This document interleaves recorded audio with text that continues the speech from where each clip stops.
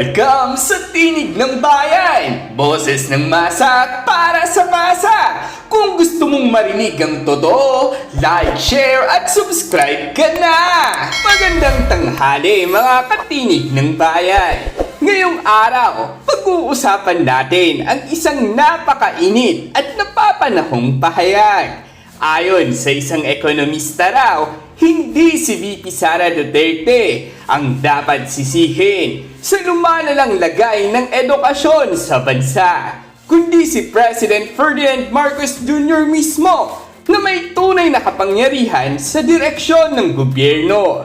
Hindi nalingid sa ating kaalaman, bagsak raw ang kalidad ng edukasyon sa Pilipinas. Ayon sa ilang pag-aaral at assessment, mababa raw ang reading comprehension. Kulang sa guro, maraming paaralan ang sira-sira, at higit sa lahat, walang malinaw na direksyon. Pero ang tanong, kanino ba dapat ang sisi? Ayon sa ekonomistang binanggit na si Dr. Michael Bato, ang palagay ko dito, nagbago tayo ng DepEd Secretary. We still have the same problems. Ang problema dyan, ang presidente. Kasi siya ang andyan eh. It all goes back to him. The buck stops at the president. Napakatapang pero may laman. Sabi nga ng ilang netizens, lahat ng sisihan ay kay VP Sara.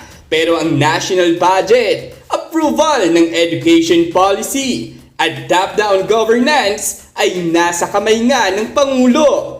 Isa pang punto ng ekonomista, despite the billions of pesos the government owes annually, bakit tila hindi ramdam sa public service? May utang ang bansa taon-taon, may approved national budget, pero bakit raw tila palala ng palala ang edukasyon? Ayon sa mga analyst, hindi raw simpleng DepEd Secretary lang ang may kontrol sa sistema. Maraming desisyon ay galing sa Malacanang, sa DBM, at sa Kongreso na lahat ay kontrolado umano ng majority coalition ng administrasyon. Ang tanong ngayon, ano nga ba ang role ni VP Sara sa DepEd? Siya ang Secretary ng Education noon. Oo, pero ang budget ay aprobado ng Pangulo at Kongreso. Ang curriculum ay pinoproseso ng mga technical teams at ang massive reforms ay kailangan ng buong support ng administrasyon. Ibig sabihin, kahit gustuhin ni VP Sara na magpatupad ng malawakang reforma, kung hindi suportado ng national leadership at budget priorities, mapipilitan siyang sumunod sa agos. Bakit nga ba, mga katinig ng bayan? Kapag may sablay sa edukasyon, kasalanan ni Sara. Kapag may AI video, disinformation ni Sara. Kapag may problema sa books, kapalpakan ni Sara. Pero kapag may tagumpay, tahimik. At kung budget approval, overall direction at governance ang usapan, wala si VP Sara roon bilang final decision maker. Hindi ito usapin ng pagtakip sa mali. Ang punto ng ekonomista ay systematic. We cannot blame a department secretary for failures rooted in national budget decisions and administrative direction. Tama raw na tanungin si VP Sara, pero mas tama raw tanungin ang mas mataas pa, ang Chief Executive mismo. Sa kabila ng mga ganitong pahayag, tila mas lumalakas ang narrative laban kay VP Sara. Pero nasaan ang balanse? Nasaan ang mga tanong sa economic priorities ni PBBM? Bakit tila hindi gaanong nai-spotlight ang papel ng Malacanang sa edukasyon? Mga katinig ng bayan, malinaw ang gustong ipunto ng pahayag. Hindi sapat na sisihin si VP Sara sa lahat ng pagkukulang ng sistema. Ang tanong ng accountability ay dapat simulan sa taas, sa liderato ng bansa.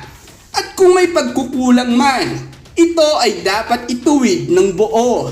Hindi lang ang isang opisyal ang laging ginagawang target.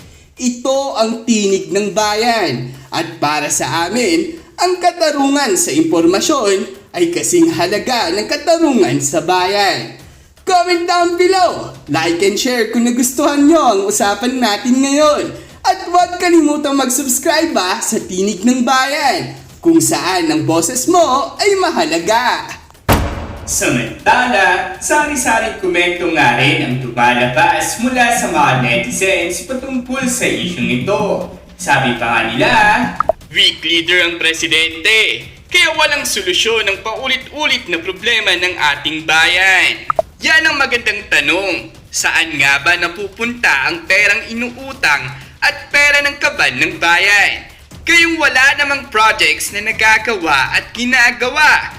Puro lang kasi paninira at pamumulitika ang ginagawa na mabuwaya na nakaupo sa pwesto.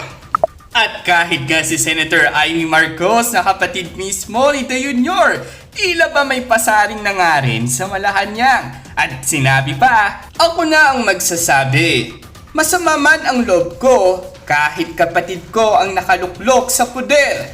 Ang totoo, sayang ang pinaggastusan ng ating bansa.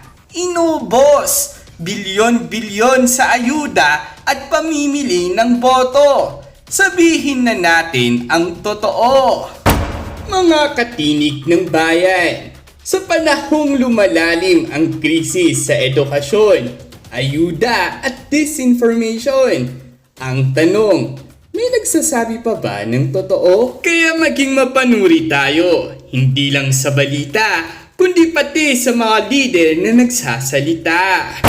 Muli, ang mga opinyong ito ay paawang galing sa mga netizens at hindi nangangahulugang opisyal na pananaw ng ating programa. Layunin natin ilahad ang kabuuan ng pulso ng bayan. At dyan nagtatapos ang usapan natin ngayon. Kung may gusto kang idagdag o reaksyon, i-comment mo lang sa baba. Boses mo'y mahalaga. Huwag kalimutang i-like, share at subscribe para sama-sama nating palakasin ang tinig ng bayan. Hanggang sa susunod, tandaan, ang may alam, may laban! Awesome!